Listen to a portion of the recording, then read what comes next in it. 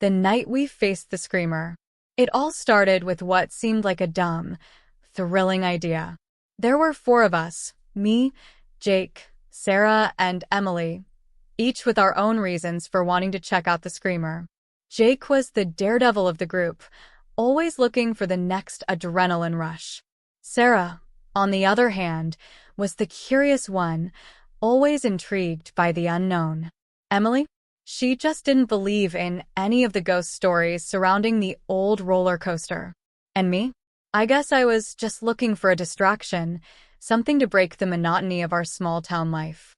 So, we decided to do it. Visit the abandoned amusement park at night. It was the only time we could get in without being caught, and honestly, the darkness made it feel like a real adventure, one we'd remember forever. Or at least that's what we thought. When we finally got there, everything felt wrong. I mean, we knew the park had been closed for years, but seeing it in person was something else. The place that used to be filled with laughter, bright lights, and the smell of cotton candy now stood eerily silent, almost as if it were holding its breath, waiting for something or someone. As we walked deeper into the park, the screamer came into view, looming like some forgotten giant. The air around us grew colder, a sharp contrast to the warm summer night we had left behind. The first thing I noticed were the safety chains around the entrance, rusted and swaying ever so slightly, as if they had just been touched. There was no wind, at least none that I could feel, so why were they moving?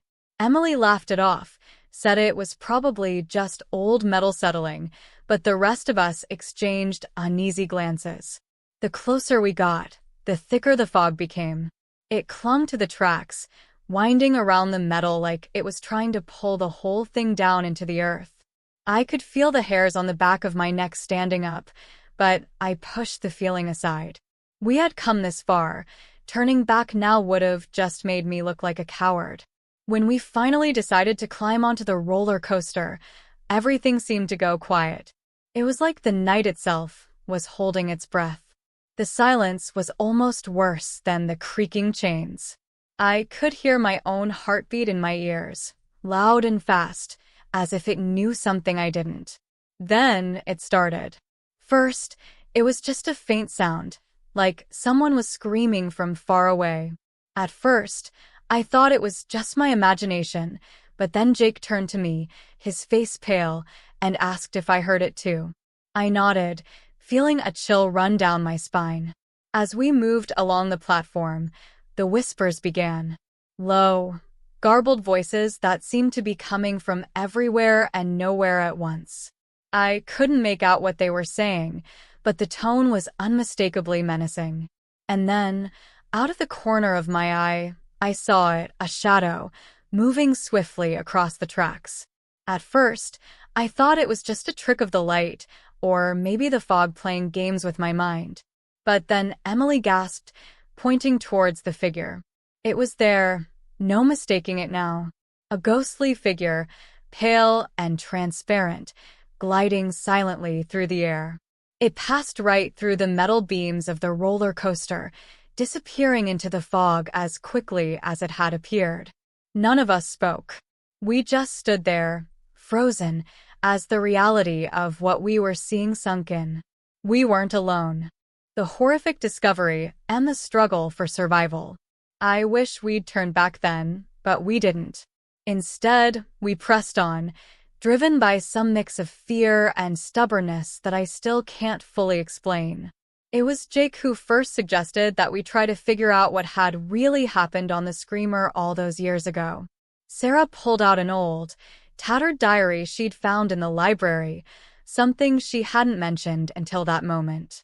The diary belonged to a worker at the park, someone who had witnessed the accident that shut down the screamer for good.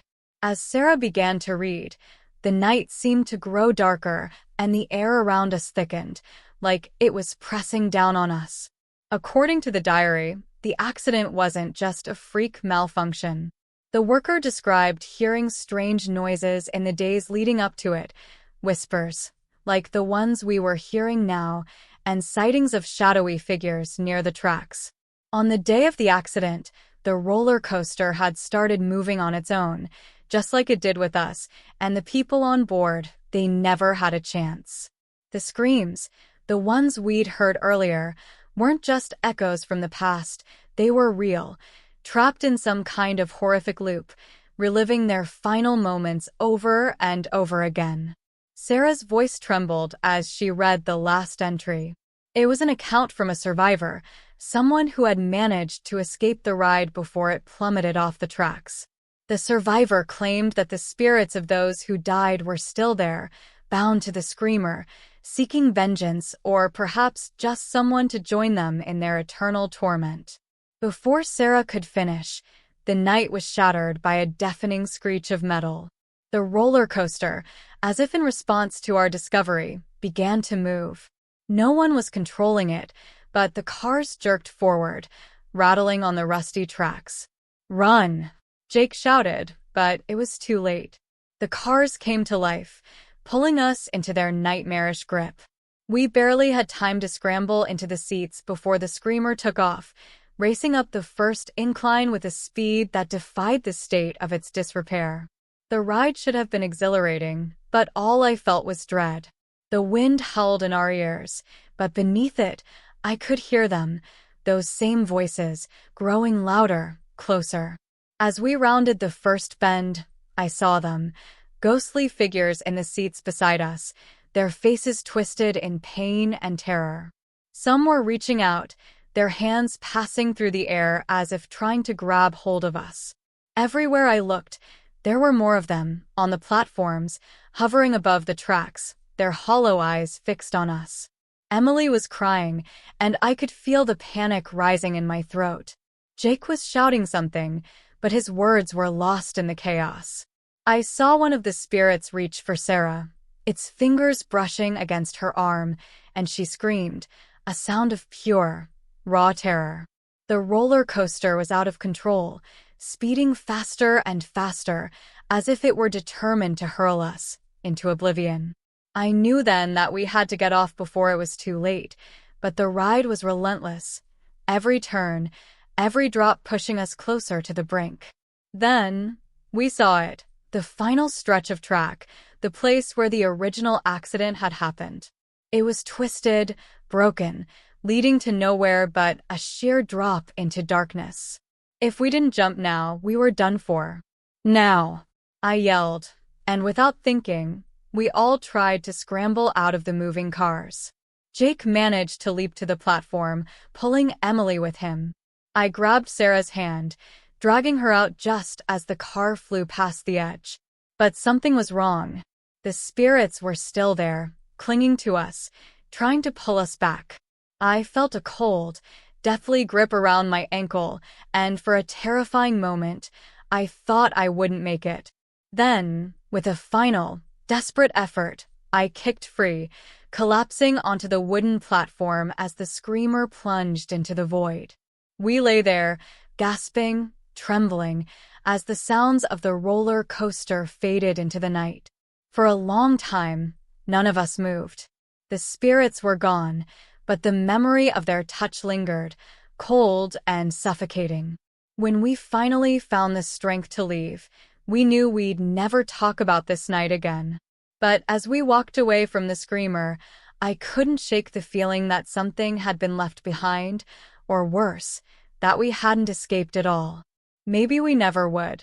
The exploration of the maze and the unveiling of nightmares. It was supposed to be our last hurrah, a final adventure before the amusement park closed its gates for good. The place had seen better days, but for us, it was full of memories. Lucas, always the one to find something interesting in the mundane, spotted the old mirror maze tucked away in a forgotten corner of the park. The sign above it read, "The Maze of Fear," though it was so faded you could barely make it out. "Come on, guys, one last ride," Lucas urged, his usual grin plastered across his face. Marina and Renata exchanged hesitant glances, but I could see the excitement bubbling just beneath their nerves. Even Felipe, who was usually the most cautious of us, shrugged and agreed, though I could tell he wasn't completely sold on the idea. We stepped inside, and immediately, the air felt different. Stale, cold, like it had been trapped in there for decades. The mirrors, covered in dust and grime, barely reflected our images at first. But as we moved deeper into the maze, the reflections started to sharpen, to twist in subtle, unsettling ways. I remember the first time I noticed something off. My reflection wasn't following my movements exactly. It was a split second behind, like it was studying me before deciding what to do. I laughed it off, thinking it was just my mind playing tricks, but then Lucas stopped dead in his tracks. "Did you hear that?" he asked, his voice unusually tense. We all went silent, listening. There it was again, a faint whisper, like someone saying our names just beyond the next corner. I felt a chill creep up my spine. Marina grabbed my arm, her grip tight. "Let's keep moving," Felipe suggested, his voice shaky. "We'll find the exit soon." But as we turned the next corner, the maze seemed to change.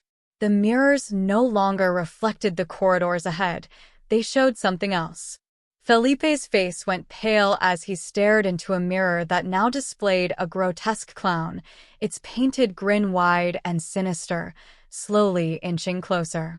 "No way," Felipe muttered, backing away from the mirror, but the clown in the reflection followed his every move, its eyes locking onto his. Renata started to panic. The lights in the maze dimmed until they were almost gone, leaving her surrounded by an oppressive darkness that seemed to press in from all sides. "I can't see," she cried out, her voice trembling. "I can't see anything." Marina wasn't faring much better. She began to hyperventilate, her breaths coming in short, rapid gasps. She could feel the walls of the maze closing in on her, the mirrors warping until it seemed like there was no way out, just an endless series of tight, suffocating corridors. And then there was Lucas. He was staring into a mirror with an intensity I'd never seen before. His reflection wasn't smiling anymore. In fact, it wasn't him at all. The face looking back at him was twisted, malevolent, with eyes that seemed to pierce right through him. For the first time, Lucas looked scared. We were all trapped in our own nightmares, reflected back at us by these cursed mirrors. What started as a harmless adventure had turned into something far darker. The maze was alive, and it knew exactly how to break each of us down. The distortion of time and the struggle for survival. The deeper we went into the maze, the more twisted everything became. What had started as a straightforward path quickly turned into a disorienting labyrinth where nothing made sense. We'd turn a corner, expecting to find the next passage, only to be greeted by the same mirror we had just passed, as if the maze itself was looping us back to the beginning. The mirrors along the way displayed clocks, but none of them matched. Each one showed a different, impossible time, ticking either far too fast or painfully slow. The maze was playing tricks on us, warping time and space, trapping us in a nightmare that felt like it would never end. Panic started to set in. "We're going in circles," Marina said, her voice barely above a whisper. Her knuckles were white from clutching my arm, and I could feel her trembling. I wanted to reassure her, to tell her we'd find a way out, but deep down, I wasn't sure anymore. Then, the mirrors began to change again, but this time it was worse. They didn't just show distorted reflections or strange images. They started to bring our nightmares to life. Felipe was the first to crack. The clown that had been stalking him through the reflections suddenly wasn't just in the mirrors anymore. It stepped out, its laughter echoing through the maze, filling the air with a sickening sound that made my stomach churn. He tried to run, but the clown was everywhere, multiplying in the mirrors until they surrounded him, their painted faces twisted in glee as they closed in. Renata's fear of the dark grew more intense with every step. The darkness around her became so thick it was almost tangible, a living, breathing entity that swallowed everything in its path. She was forced to walk through it, her steps faltering as the darkness pressed in on her, suffocating her, threatening to consume her completely. I could hear her sobbing, but I couldn't reach her. None of us could. Marina's claustrophobia took on a life of its own. The walls of the maze seemed to pulse, closing in on her, pushing her towards the mirrors. She pressed her back against one of the mirrors, gasping for air as the space around her shrank, trapping her in a suffocating grip. She tried to scream, but the walls muffled the sound, turning it into a faint, desperate cry. Lucas, always the fearless leader, was facing something far worse. His own reflection had come alive, stepping out of the mirror with a malevolent grin that I'd never seen on Lucas' face before. It taunted him, pointing out every insecurity, every doubt he'd ever had. For the first time, Lucas was confronted with his own vulnerability, and it was tearing him apart. As the maze continued to collapse around us, time seemed to stretch and compress at random. Seconds felt like hours, and minutes vanished in the blink of an eye. The maze wasn't just a physical trap, it was messing with our minds, making us question reality itself. But we weren't ready to give up. Somehow, amidst the chaos, we found a way to fight back. Felipe, despite his terror, began to stand up to the clowns, pushing past his fear and realizing that they couldn't actually touch him. Renata, with a strength I never knew she had, forced herself to keep walking through the darkness, trusting that there had to be light on the other side. Marina, in a moment of sheer willpower, closed her eyes and imagined the walls shrinking back, giving her room to breathe again. And Lucas. Lucas finally faced his dark reflection head-on, acknowledging his fears and weaknesses instead of running from them. It was in that moment, when we all confronted our nightmares, that the maze began to change. The mirrors started to shatter, one by one, as if the maze was losing its grip on us. We ran, desperate to find the exit, and there it was, an opening at the end of a long corridor, bathed in a strange, ethereal light. We didn't hesitate. We sprinted towards the exit, our hearts pounding in our chests, the remnants of our nightmares still lingering in the air around us. As we burst through the exit, the maze behind us seemed to crumble, collapsing in on itself until there was nothing left but darkness. We were out. We had escaped. But as we stood there, gasping for breath, I couldn't shake the feeling that something wasn't right. I glanced at the others, and I could see it in their eyes too. The maze might have let us go, but it hadn't let us leave. Not completely. Even now, as I write this, I can't look in a mirror without seeing something, a flicker, a shadow, a reminder of what we went through.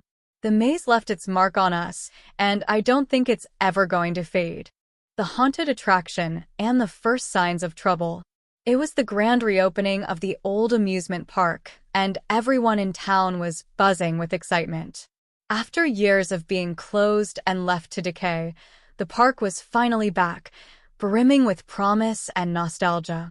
The highlight of the revival was the new attraction, a refurbished House of Mirrors, which the park's management proudly touted as a charming throwback to the park's glory days. They insisted it was all in good fun, a chance to relive old memories in a fresh, modern setting. I was among the first to visit. The anticipation was almost palpable as my friends and I approached the entrance. The House of Mirrors looked impressive from the outside, with its polished glass panels and colorful lights that danced along its facade. It seemed harmless enough, just another quirky addition to the park. But from the moment we stepped inside, something felt off. At first, it was just the usual funhouse experience, reflective surfaces stretching out in every direction, creating an endless maze of distorted images. We laughed and joked, trying to navigate the confusing corridors and catch glimpses of each other's reflections. But as we moved deeper into the maze, the atmosphere shifted. The laughter faded as we began to notice things that shouldn't have been there. One of my friends, Sarah, was the first to see it. She pointed to a mirror and asked, "Did you guys see that?" We all turned to look, and I saw it too. A shadowy figure moving behind her reflection, its movement completely out of sync with hers. At first, I thought it was just a trick of the light or a figment of our imagination. But as we continued, it became clear that something was wrong. The whispers started soon after. They were faint at first, just barely audible over the hum of the park's rides and attractions. But they grew louder and more distinct as we walked through the maze. It was as if someone or something was murmuring just out of sight. The voices were incoherent, but they carried a tone of desperation and fear that sent shivers down my spine. As we navigated the maze, the mirrors seemed to take on a life of their own. At certain points, they would show not just our reflections, but distorted, horrifying versions of ourselves. My own reflection, for instance, appeared twisted and gaunt, with hollow eyes that stared back at me with a sinister gaze. The more we explored, the more unsettling the experience became. Each corner we turned, every mirror we passed, seemed to heighten our unease. It wasn't long before we noticed that other visitors were experiencing similar disturbances. People began to complain about feeling watched, about seeing figures in the mirrors that didn't match their movements. The once friendly atmosphere of the attraction quickly soured, turning into a source of growing dread and confusion. By the time we finally made our way out, I was relieved but deeply unsettled. The House of Mirrors, which had seemed like such a harmless amusement, had turned into something far more sinister. It was clear that the attraction wasn't just a nostalgic piece of fun. It was harboring something dark and unsettling, something that was beginning to reveal itself in ways we hadn't fully understood yet. The search for the missing and the revelation of the curse. The days following our visit to the House of Mirrors were anything but ordinary. What started as a mere unease quickly spiraled into something much darker.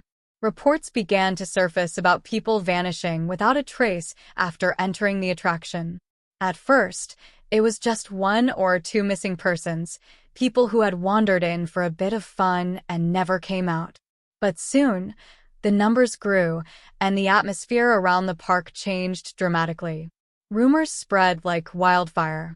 Some said the house was cursed, that the mirrors were portals to another realm, while others whispered about a malevolent force that fed on the fear and despair of its victims. The once festive park was now a place of fear and suspicion. People started to avoid the area altogether, and the park's management struggled to keep control as the situation worsened. Amidst the chaos, a young woman named Emily made headlines. Her sister had been one of the recent disappearances. She had visited the House of Mirrors a few days before, and since then, there had been no sign of her. Emily's desperation was palpable. She refused to believe that her sister was gone forever. Driven by a fierce love and determination, she decided to confront the House of Mirrors herself. Emily's decision was met with concern from friends and family.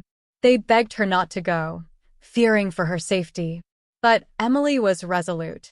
She armed herself with whatever she could find: flashlights, a camera, and even a map of the park's layout. It was clear she needed to go in and find out the truth, no matter the risk. When Emily entered the House of Mirrors, the air inside felt heavy, almost oppressive. The mirrors loomed around her, their surfaces reflecting distorted images of the maze she was about to navigate. As she moved deeper into the labyrinth, she was struck by a sense of déjà vu. Everything seemed familiar, yet disturbingly out of place. It was as though the maze was shifting around her, the reflections changing to play tricks on her mind. It didn't take long for Emily to realize that the house was far from a simple amusement. The mirrors began to show more than just her reflection. They revealed twisted, horrifying versions of herself. Dark, shadowy figures that seemed to watch her every move. Whispers filled the air, growing louder and more frantic, echoing her fears and doubts. The deeper Emily ventured, the more the maze seemed to come alive. She found herself in an endless cycle where corridors looped back on themselves and reflections morphed into monstrous shapes. It was clear now that the house was more than just a haunted attraction. It was a supernatural trap, designed to ensnare those who dared to enter. The mirrors fed on her terror, warping reality and drawing her further into its nightmarish depths. Emily stumbled upon a room that seemed different from the others, an old, dusty office filled with forgotten records and eerie artifacts. Among the clutter, she found an old journal detailing the history of the House of Mirrors. The journal spoke of a dark ritual performed by a previous owner, a ritual meant to bind souls to the attraction, feeding it with their fear and despair. With growing horror, Emily realized that the house wasn't just trapping people, it was alive, feeding on their emotions and keeping them trapped in an eternal nightmare. The reflections in the mirrors were not just illusions, but manifestations of the souls it had already claimed.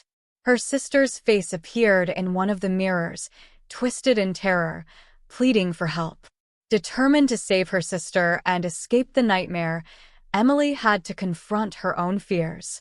The house seemed to sense her resolve, and the challenges grew even more daunting.